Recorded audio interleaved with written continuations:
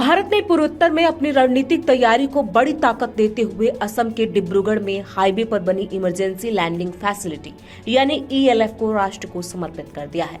भारत चीन सीमा से महज 300 किलोमीटर से भी कम दूरी पर स्थित यह सुविधा न केवल सैन्य दृष्टि से अहम है, बल्कि आपदा और आपात स्थितियों में भी गेम चेंजर साबित हो सकती है। इस ईएलएफ का उद्घाटन प्रधानमंत्री नरेंद्र मोदी ने किया, जहां उन्होंने भारतीय वायुसेना के बाहुबली विमान C-130J सुपर हरक्यूलिस से सीधे हाईवे स्ट्रिप पर लैंड किया। यह नजारा अपने आप में भारत की सैन्य क्षमता और तैयारियों का प्रदर्शन था। अपने इस खास वीडियो में हम आपको बताएंगे कि ईएलएफ क्या है और इससे देश को क्या फायदा होगा। नमस्कार, मैं हूं प्रियांशी और आप देख रहे हैं नव भारत लाइव। सबसे पहले जान लेते हैं कि क्या होती है ईएलएफ। असम के ऊपरी हिस्से में डिब्रूगढ़ मोरान बाईपास पर राष्ट्रीय राजमार्ग 127 का 4.2 किलोमीटर लंबा हिस्सा खास तौर पर इस तरह तैयार किया गया है कि जरूरत पड़ने पर सड़क को कुछ ही समय में रनवे में बदला जा सके। यहाँ ईएलएफ यानी इमरजेंसी लैंडिंग फैसिलिटी है। सामान्य दिनों में इस सड़क पर आम वाहन चला करेंगे, लेकिन युद्ध, आपदा या किसी आपात स्थिति में यहाँ से लड़ाकू और परिवहन विमान टेक ऑफ और लैंड कर सकते हैं।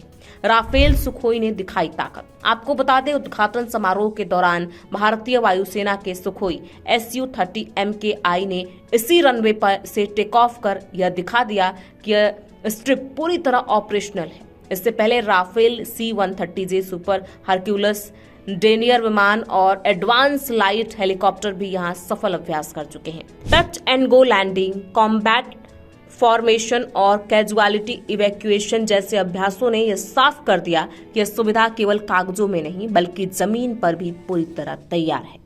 ईएलएफ की सबसे बड़ी खासियत यह है कि यह अस्थायी एयरबेस पर निर्भरता को कम करता है। किसी संघर्ष की स्थिति में पारंपरिक एयरबेस दुश्मन के निशाने पर हो सकते हैं, लेकिन हाईवे रनवे दुश्मन के लिए अनुमान लगाना मुश्किल बना देते हैं। इससे वायुसेना को रणनीतिक सरप्राइज और ऑपरेशनल लचीलापन मिलता है। मुरान ईएलएफ को इस तरह डिजाइन किया गया है कि वह 40 टन तक वजनी लड़ाकू विमानों और 74 टन तक के ट्रांसपोर्ट एयरक्राफ्ट को संभाल सकता है। न तो बीच में डिवाइडर है और न ही आसपास कोई अस्थायी ढांचा, जिससे विमानों की आवाजाही सुरक्षित रहती है। दोनों ओर फेसिंग और साफ सुथरा एरिया इसे पूरी तरह रनवे जैसा बनाता है। पूर्वोत्तर भारत भौगोलिक रूप से चुनौतीपूर्ण इलाका है, जहां बाढ़, भूस्खलन और खराब मौसम आम बात है। ऐसे में यह ईएलएफ सिर्फ सैन्य नहीं बल्कि मानवीय सहायता और आपदा राहत अभियानों में भी बेहद उपयोगी साबित होगी। किसी बड़ी आपदा के समय राहत सामग्री, बचाव दल और घायलों को निकालने के लिए विमान सीधे हाईवे पर उतर सकेंगे। इससे समय की बचत होगी और जानें बचाई जा सकेंगी। असम में बनेंगे कितने ईएलएफ?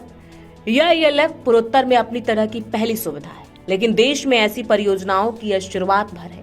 केंद्र सरकार और भारतीय वायुसेना मिलकर देश भर में 28 ऐसे स्थानों की पहचान कर चुके हैं, जहां भविष्य में ईएलएफ विकसित किए जाएंगे। असम में ही 5 ईएलएफ प्रस्तावित हैं, जिनमें से कुछ पर काम तेजी से चल रहा है। यह पूरी योजना भारत चीन सीमा से जुड़े संवेदनशील इलाकों में सेना की त्वरित तैयारी और बेहतरीन लॉजिस्टिक्स सुनिश्चित करने का हिस्सा है। विशेषज्ञों के मुताबिक चीन के साथ वास्तविक नियंत्रण रेखा के पास यह सुविधा भारत की हवाई ताकत को नई गहराई देती है।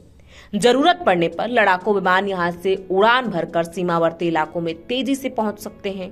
यही वजह है कि डिब्रूगढ़ मोरान ईएलएफ को भारत की रणनीतिक सोच का अहम उदाहरण माना जा रहा है, जहां भूगोल की चुनौती को ताकत में बदला जा रहा है। कुल मिलाकर ईएलएफ सिर्फ एक हाईवे स्ट्रिप नहीं बल्कि यह संदेश है कि भारत अब हर मोर्चे पर तैयार है। पीएम मोदी का इस बाहुबली विमान से यहां उतरना इसी आत्मविश्वास का प्रतीक है।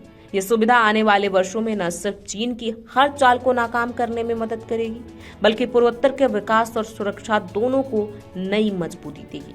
ऐसे में हमारे इस खास रिपोर्ट पर आपकी क्या राय है, हमें कमेंट बॉक्स में लिख के जरूर बताएं। बहुत बहुत शुक्रिया।